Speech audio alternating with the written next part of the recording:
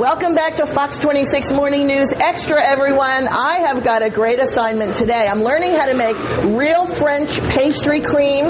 I'm learning how to make little cream puffs, and then it will all gloriously turn into this magnificent holiday confectionery structure, which is called a croquembouche. That's a French term that means crispy in your mouth. And here we have the head culinary instructor at the Culinary Institute LeNôtre, which is where we are today, Kris Jacob. Hey, thanks for having us. Thanks for coming, Chloe. Now, the croquembouche is a traditional French holiday treat, right? Holiday treat, weddings, baptisms. Mm-hmm. Now, for the holidays, they usually make a cone one shaped like a Christmas tree, right? But your other instructor has gotten creative, so really you can free-form croquembouches, Absolutely. Yeah? Okay. Yeah. All right, well, but they all come from the same basic technique. That's right. So what are the components, Kris? All right, basically you're going to have three components. You're going to have what we call choux dough, which is a dough that I've made here, and I pipe onto the baking sheet, and we bake at 350, and you can actually do this the day before. Mm-hmm. So you have your choux ready. Afterwards, we have a pastry cream, which Cleverly has. Mm-hmm. Which is delicious, by the way. I have taste tested it. Which is it's a custard. We will pipe the choux. Actually, Cleverly is piping these. And the third component is a caramel.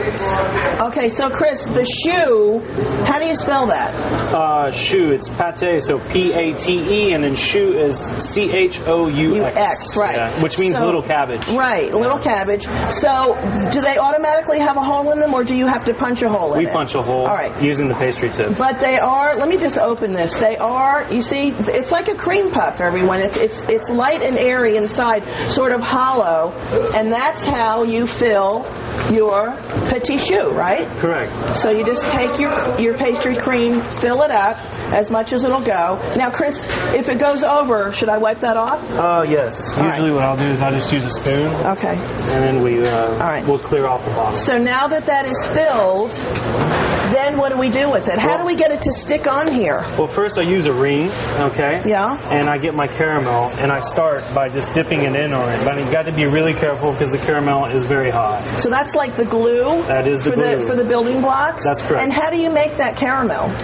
It's a little bit of sugar and water, and we bring it up to 330 degrees. And it needs to be a hard caramel. So, and I like 330. It gives you this golden color.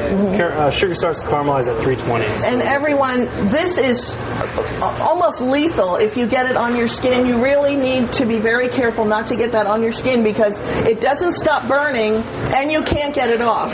Correct. Right? So this is not for the kids. This is an adult part of the activity. So after we get them filled, then we just start to build. Once we get our ring going, we start to just build straight onto the cone. Okay. Until we get to a pinnacle point. Okay, so you use your caramel to actually glue. This is like mortar. Yeah.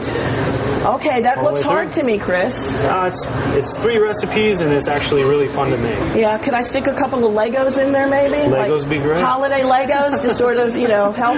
Now, or a nice surprise. Yeah. Now, why do these? Well, that looks like rock salt, but I know it's not, right? We have it's a rock sugar, and basically to do that, we dip a little in the caramel, and then into the rock sugar, and you get this kind of effect.